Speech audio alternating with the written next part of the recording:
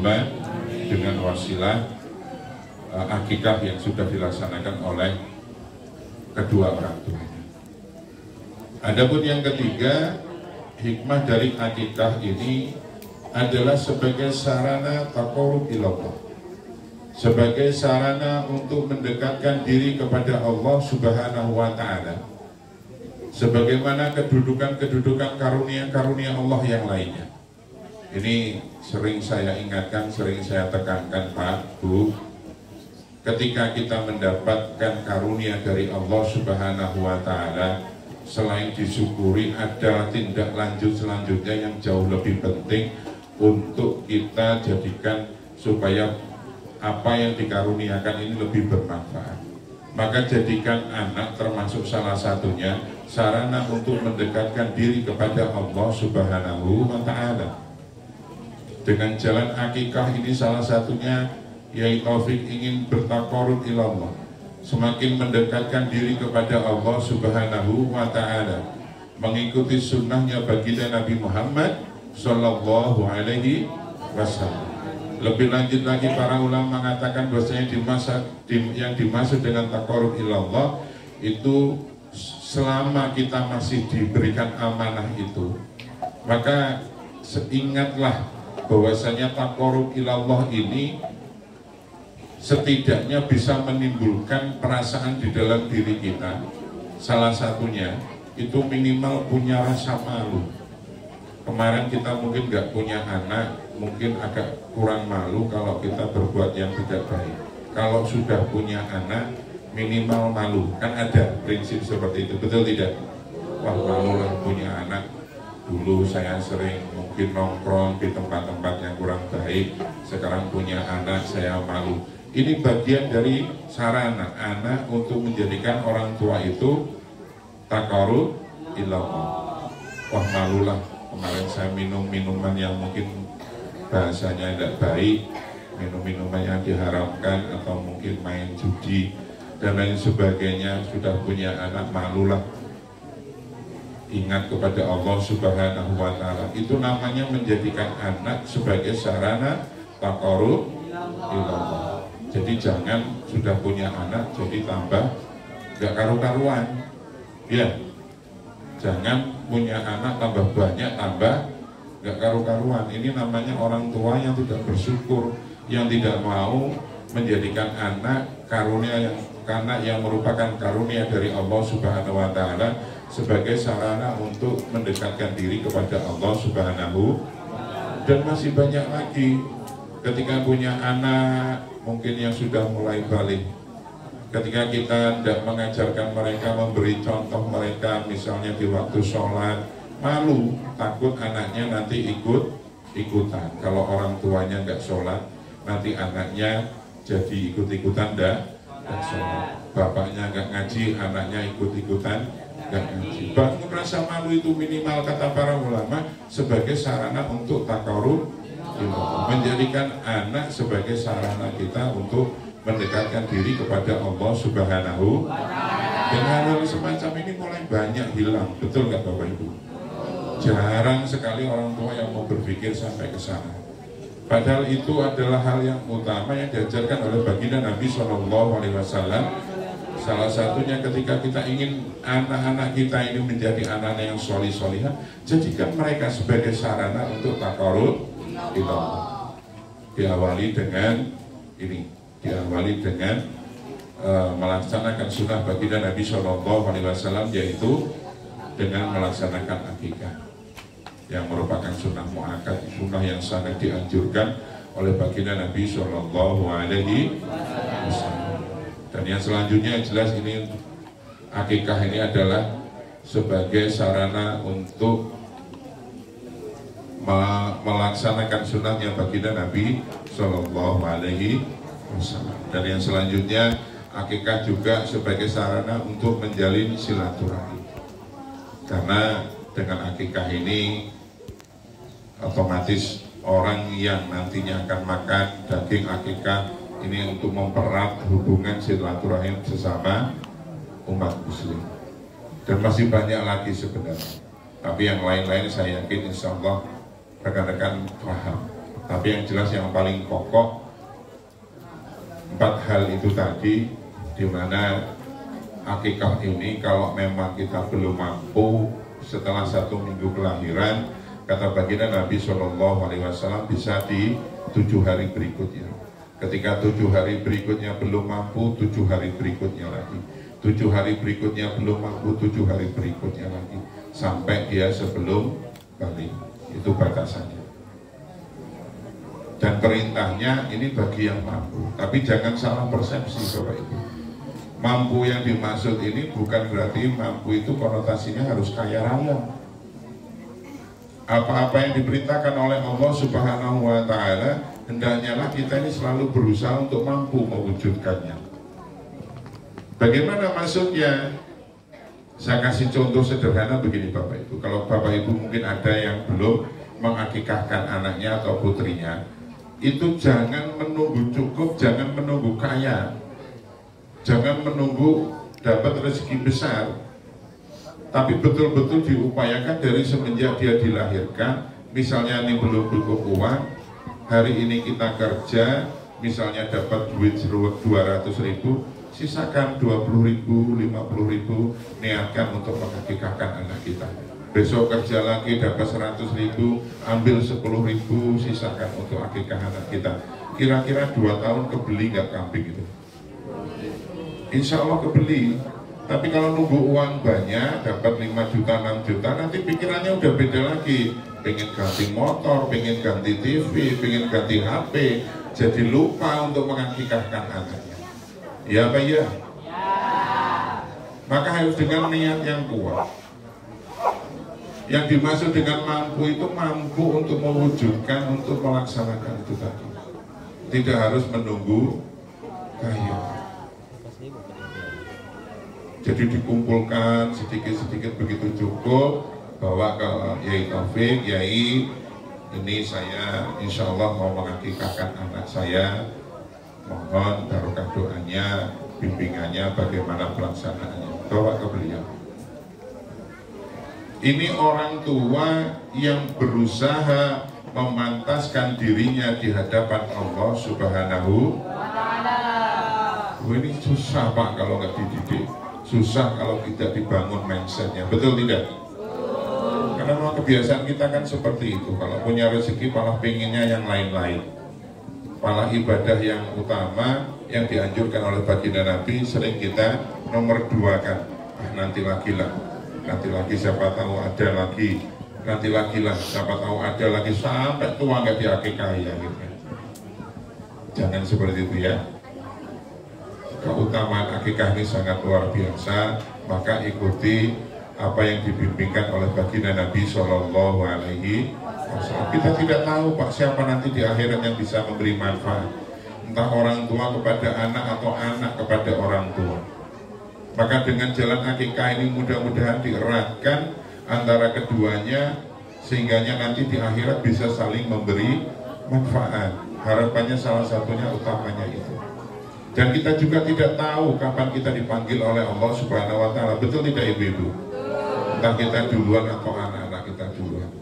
Ya kalau misalnya anak-anak kita duluan, tapi kalau kita duluan sedangkan anak belum diakikahkan, ini kan sebuah kerugian, betul tidak?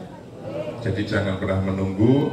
Kalau memang ada yang punya anak belum diakikahkan, diniatkan betul. Dari pulang ngaji ini dapat rezeki berapa disisakan, insya Allah mampu, insya Allah mampu. Banyak, saya itu punya majelis, anak-anak majelis saya pun sering saya kasih nasihat seperti itu. Dan belum ada uang akikah, diniatkan. Yang penting pertama tuh niat dulu. Kalau kamu nggak niat nanti nggak akan terrealisasi. Sudah niat, sudah tiap gajian kamu ambil 100.000, 200.000. Setiap gajian kumpulkan, setiap gajian kumpulkan. 2 tahun kebeli Pak, nggak nyampe balik anak itu. Kebeli untuk mengakikahkan, kebeli kambing untuk mengakikahkan anaknya. Loh ini kita ibadah itu juga butuh siasat, betul ya? Iya, butuh siasat.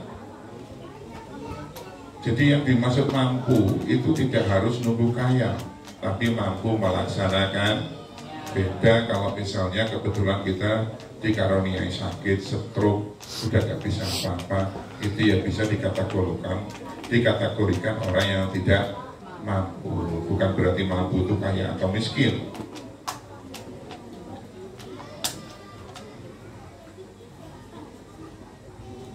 Ya, paham tentang bab akikah. Selanjutnya anak-anak kita ini dididik dengan ilmu yang alhamdulillah Pondok Pesantren Agro Nurul Islam ini selain memberikan pendidikan pengajaran agama Islam, juga memberikan pendidikan ajaran ilmu pertanian ya. Tadi disampaikan oleh beliau, diajarkan juga di sini keterampilan-keterampilannya, mungkin tidak hanya pertanian, yang lain juga mungkin hanya programnya mungkin perlu disusun. Tapi yang jelas kita ini punya kewajiban Bapak Ibu di dalam bab tholabul ilmi. Mungkin sering kita mendengar atau yang menyampaikan hadis yang terkait dengan tholabul ilmi. Apa hadisnya? Tholabul ilmi fardhun ala tholabul ilmi, mencari ilmu itu. Ini saya ingatkan makna fardun dengan faridun itu beda Pak. Kalau sholat itu perintahnya fardun. Fardun itu maknanya wajib tok. Wajib tok, tapi wajib ya jangan dianggap tidak wajib. Tapi kalau tholabul ilmi itu perintahnya faridun. Maknanya sangat wajib. Wajib dengan sangat wajib itu beda tidak? Bisa membedakan Bapak Ibu. Kalau baju saya kasih contoh, baju saya ini mahal, bajunya Pak Arif lebih mahal atau sangat mahal. Mahal dengan sangat mahal itu beda tidak? Beda. Makna fardun dengan faridotun itu kurang lebih seperti itu. Kenapa begini? Nabi SAW di dalam bab tholabul ilmi ini menyampaikannya dengan kalimat faridotun. Itu di dalam kitab Kifayatul Adhiyah dijelaskan bahwasanya makna faridotun itu memiliki dua unsur kewajiban. Ini saya jelaskan supaya rekan-rekan jamaah sekalian, wali santri jauh lebih memahami pentingnya mendidik anak di pesantren.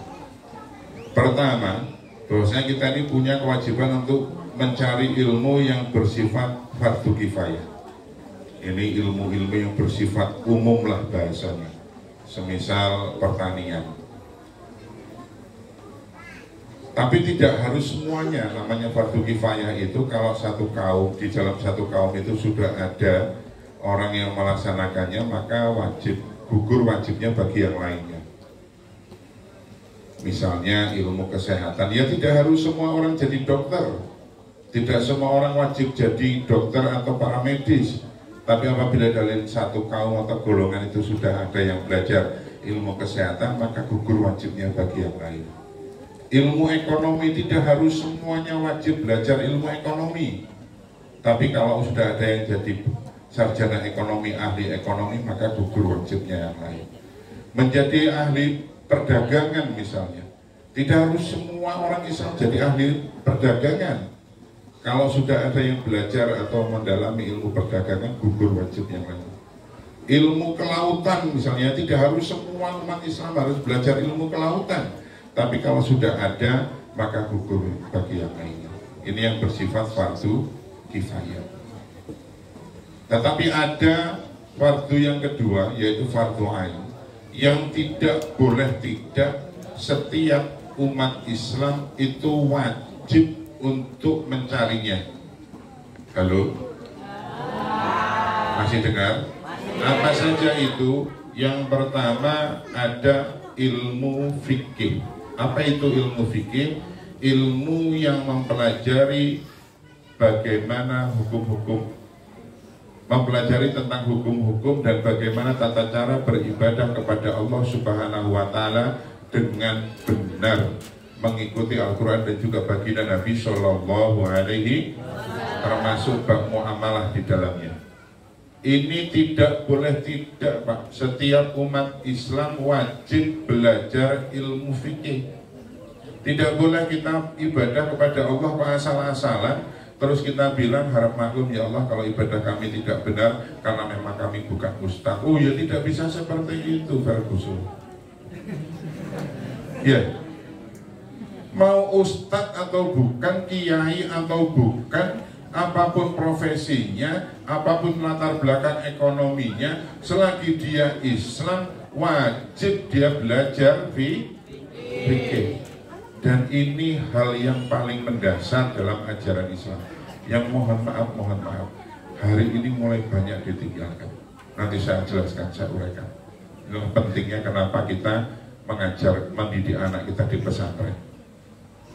Apalagi yang kedua, yang sifatnya fardhu ain di dalam bab thalabul ilmi ini adalah belajar tentang ilmu akidah. Apa itu ilmu akidah?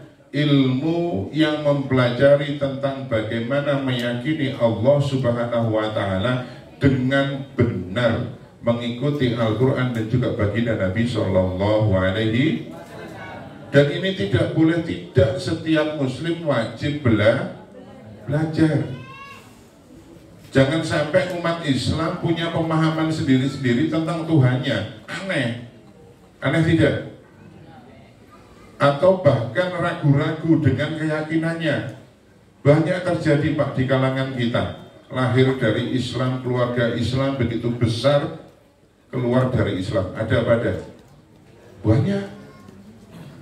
Karena tidak ditanamkan ilmu tentang bagaimana meyakini Allah Subhanahu wa Ta'ala dengan benar.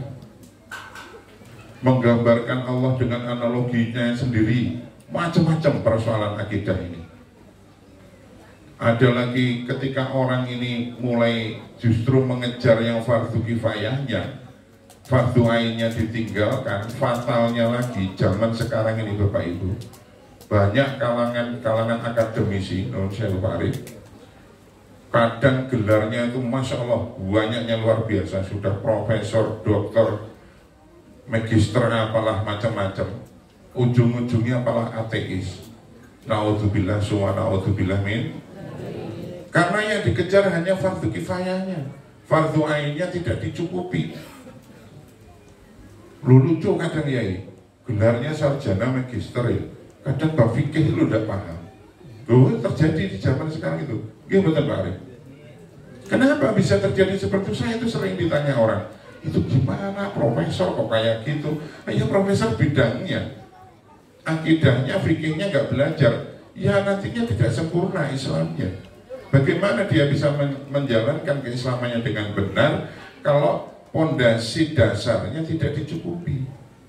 Inilah pentingnya kita mengajar, mendidik anak-anak kita di pesantren ini, karena pesantrenlah tempat di mana diajarkannya ilmu-ilmu tersebut. Dan yang ketiga, yang tidak boleh tidak, ini yang fardhu ainnya di dalam bab thalabul ilmi, ada ilmu akhlak atau tasawuf bahasanya.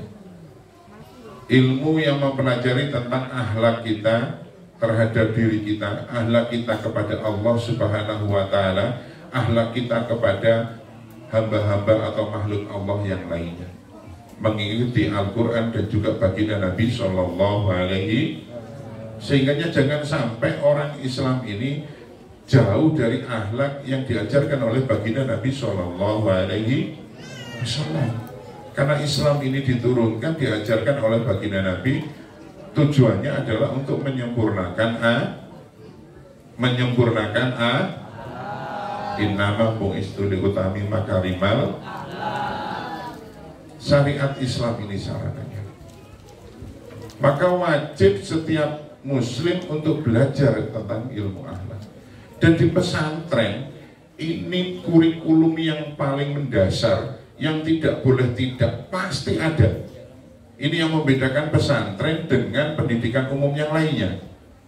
Jadi jangan, supaya rekan-rekan atau wali santri ini punya pemahaman, kita ini punya kewajiban yang insya Allah kewajiban ini pasti nanti akan dipertanggungjawabkan di hadapan Allah Subhanahu wa Ta'ala. Betul tidak?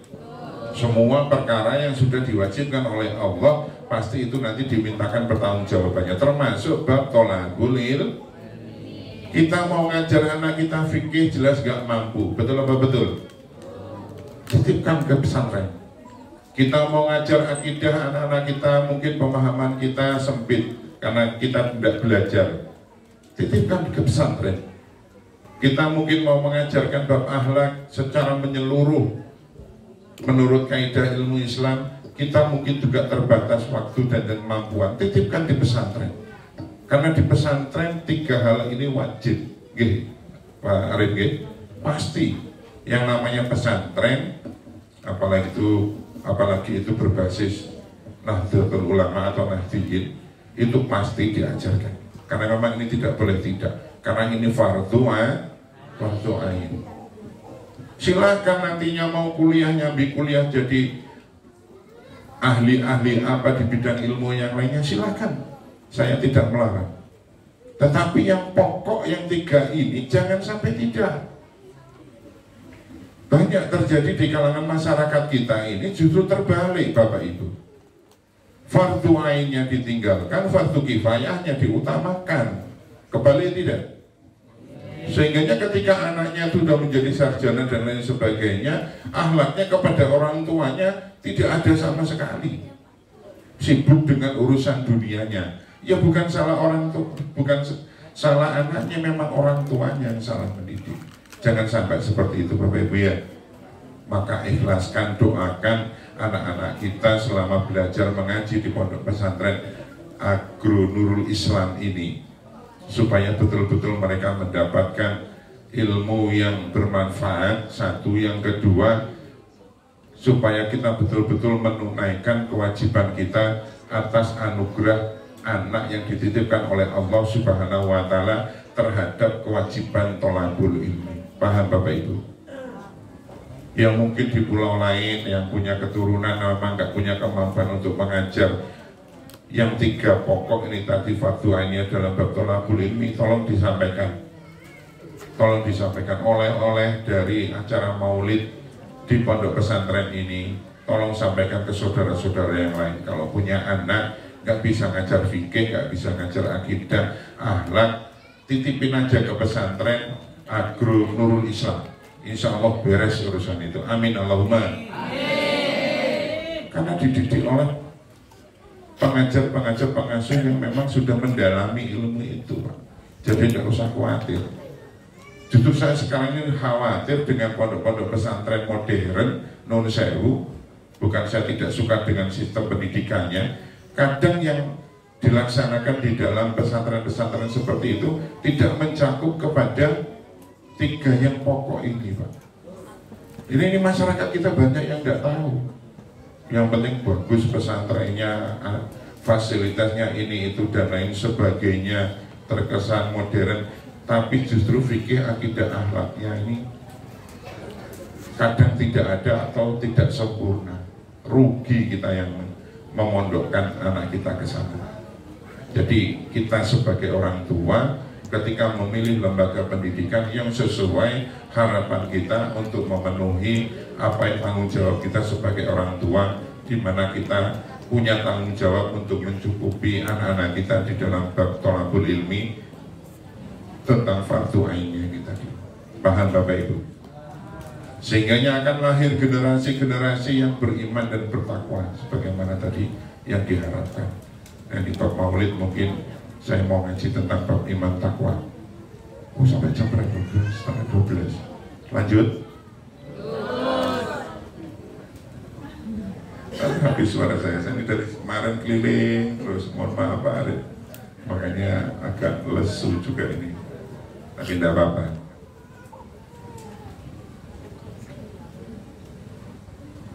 Pentingnya kita menumbuhkan rasa cinta kita kepada baginda Nabi Sallallahu Alaihi Wasallam dan juga Allah Subhanahu Wa Taala.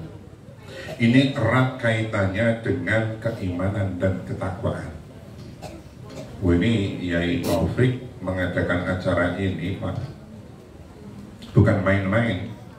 Harapannya supaya rekan-rekan santri dan wali santri semuanya ketika nanti pulang dari sini tambah iman dan takwanya. Amin. Oleh karena apa? Oleh karena mahabbah, kecintaannya kepada baginda Nabi dan juga Allah Subhanahu wa Ta'ala. Apa korelasinya antara iman dan takwa dengan mahabbah? Ini saya jelaskan. Iman ini kalau secara makna bahasanya mungkin rekan-rekan atau wali santri sudah paham lah ya. Iman itu yang meyakini, membenarkan dengan sebenar-benarnya dari batin dan mengucapkannya secara lisan. Tetapi tidak cukup Pak, orang itu hanya meyakini saja, mengucapkan dengan lisan tanpa diwujudkan dalam bentuk perbuatan. Betul tidak? Esensi utama dari keimanan itu ada pada ketika kita mewujudkan apa yang kita yakini, itu yang paling utama. Apa korelasinya? Pernah suatu hari baginda Nabi SAW itu ditanya oleh para sahabat tentang keimanan ini, di mana para sahabat bertanya, ya Rasulullah, ma al-iman, apa itu iman? Dijawab oleh baginda Nabi SAW, ayyakuna Allah wa rasulahu ahabba ilaika mimma siwahuma. Iman itu apabila Allah dan Rasulnya lebih engkau cintai daripada selain keduanya. Artinya tidak ada yang lebih kita cintai selain Allah dan juga Rasulullah Shallallahu Alaihi Wasallam. Oh, berarti kita nggak boleh mencintai istri kita. Oh, bukan seperti itu maksudnya. Oh, nanti pulang istrinya dicerain semua, kacau saya. Jangan ya. Maknanya tidak seperti itu. Yang dimaksudkan bahwasanya ketika orang itu mengimani, meyakini satu perkara kebenaran atas Islam, atas risalahnya baginda Nabi Shallallahu Alaihi Wasallam, itu harus diwujudkan, dan mewujudkannya itu atas dasar mahabbat atau kecintaan. Saya kasih contoh sederhananya begini. Bapak Ibu sholat, Bapak Ibu yakin itu diperintah oleh Allah? Yakin. Diperintah di dalam kitabullah? Yakin. Diperintahkan oleh Rasulullah? Yakin. Kemudian disaksikan dan dicatat oleh malaikat Allah? Yakin. Kemudian nanti di akhirat bisa mendatangkan, di hari akhir itu bisa mendatangkan kebaikan? Yakin. Kemudian atas dasar keyakinan itu kita melaksanakan sholat, maka itulah wujudnya orang yang iman. Jadi mengimani Allah, kitabullah, Rasulullah sampai hari akhir, itu tidak hanya meyakini kebenaran atau keberadaannya saja, tetapi korelasinya di dalam syariat atau dedikasi yang diajarkan oleh baginda Nabi Shallallahu Alaihi Wasallam. Selama kita masih hidup di dunia ini, apa yang Allah pertemukan, perkara apapun harus didasari dengan keimanan itu tadi. Semisal kita sedekah, misalnya kita meyakini bahwa sedekah itu diperintahkan oleh Allah Subhanahu Wa Taala, betul? Diperintahkan di dalam kitabullah, diperintahkan oleh Rasulullah, disaksikan oleh malaikat Allah dan dicatat, dan nanti di hari akhir bisa mendatangkan kebaikan. Kemudian kita mau melakukan sedekah itu atas dasar keyakinan itu tadi, maka itulah wujudnya orang yang iman. Begitu juga sebaliknya, untuk hal-hal yang mungkin tidak benar, tidak baik atau buruk, yang dilarang oleh Allah Subhanahu Wa Taala, misalnya bermaksiat atau mungkin berbuat keji atau mungkar, kemudian kita meyakini bahasanya berbuat maksiat itu sesuatu yang tidak disenangi oleh Allah, dilarang kitabullah, dilarang oleh Rasulullah, disaksikan dan dicatat oleh malaikat Allah, dan nantinya bisa mendatangkan keburukan di hari akhir. Kemudian atas dasar keyakinan itu kita tidak mau melakukan maksiat, itulah wujudnya orang yang iman. Jadi orang yang iman itu bukan orang sering pensian kayak saya, tidak pakai surban, pakai gamis, ya parit ya, sarungan, bukan seperti itu.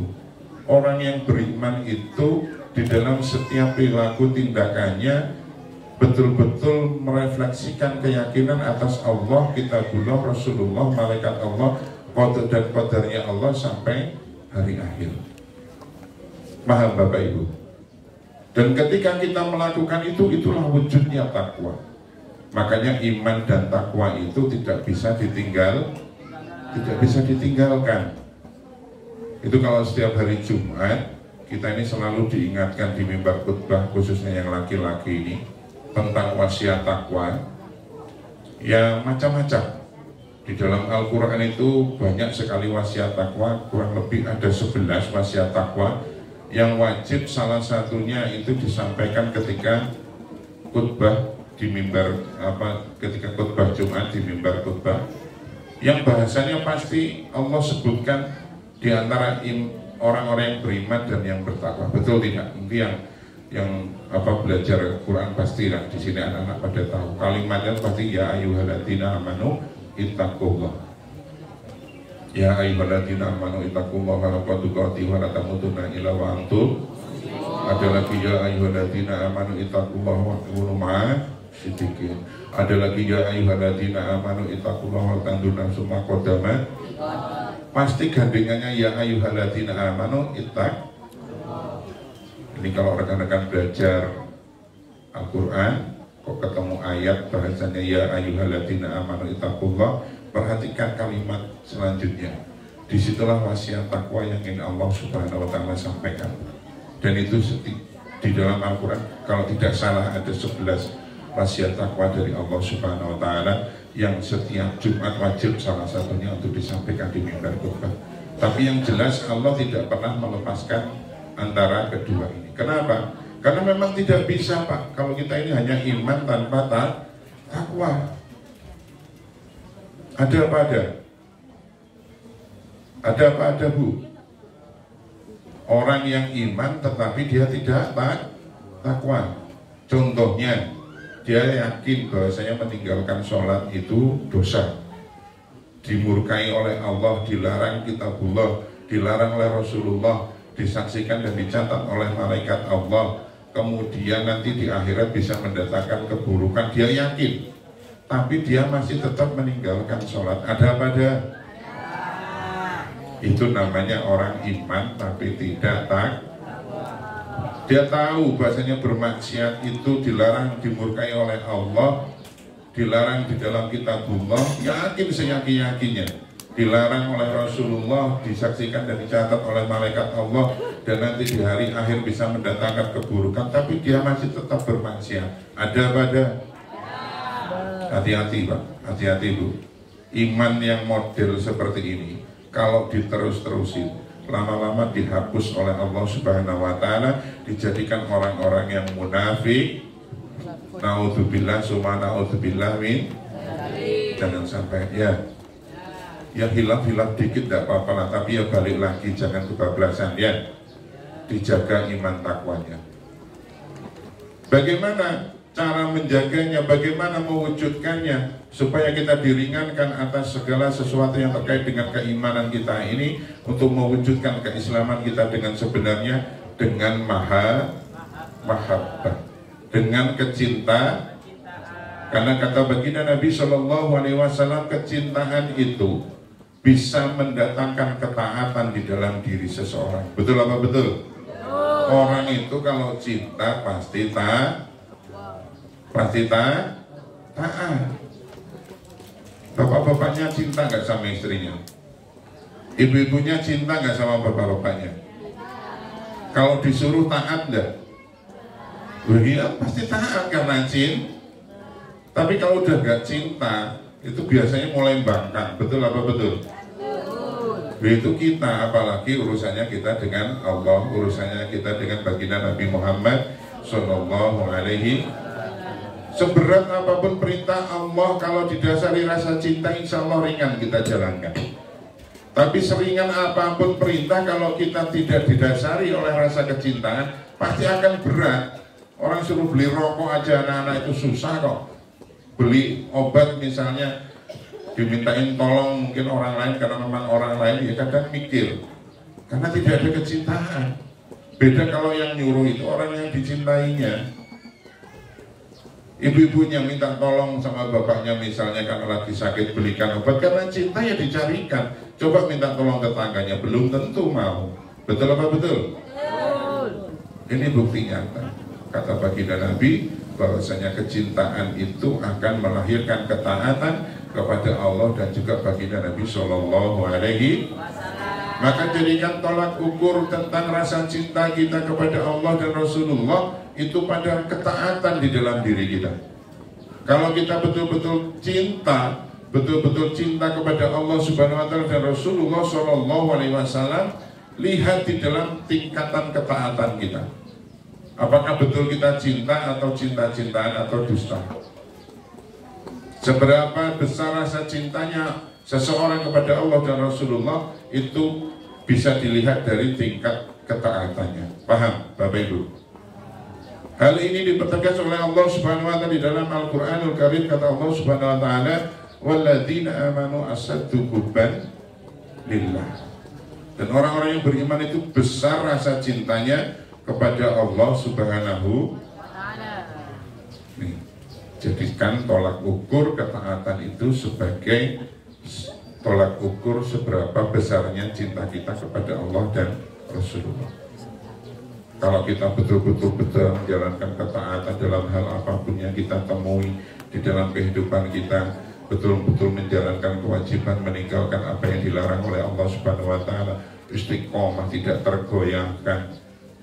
Ketika ketemu perkara apapun kita laksanakan sesuai dengan apa yang diajarkan oleh baginda Nabi, tidak mau berdalih beralasan, meninggalkan bahkan memusuhi apa yang jadikan perintah Allah. Ini adalah bentuk rasa cintanya seseorang kepada Allah dan juga baginda Nabi Sallallahu alaihi wasallam. Jadi jangan hanya ngaku cinta Allah, cinta Rasulullah, tapi jauh dari ketaatan. Maksudnya seperti itu. Paham Bapak Ibu? Paham ya? Jadi keimanan itu harus diwujudkan, mewujudkannya didasari dengan mahabbah atau kecintaan. Nah inilah maksudnya beliau Kiai Taufik melaksanakan kegiatan peringatan Maulid baginda Nabi Shallallahu alaihi wasallam bersama Pak Arif di Pondok Pesantren Agro Nurul Islam ini, supaya Bapak Ibu sekalian semakin tumbuh rasa cintanya kepada Allah dan juga baginda Nabi Shallallahu alaihi, sehingga nanti pulang dari sini tambah taatnya, tambah taatnya, tambah imannya, tambah takwanya kepada Allah Subhanahu. Mudah-mudahan kita dimudahkan dan diringankan di jalan kebaikannya Allah Subhanahu wa taala. Amin Allahumma. Mungkin itu saja, udah mau jam 12 ya. Mungkin itu saja yang bisa saya sampaikan. Langsung doa ya. Langsung doa. Kita doa dulu sebelum kita tutup acara ini ya.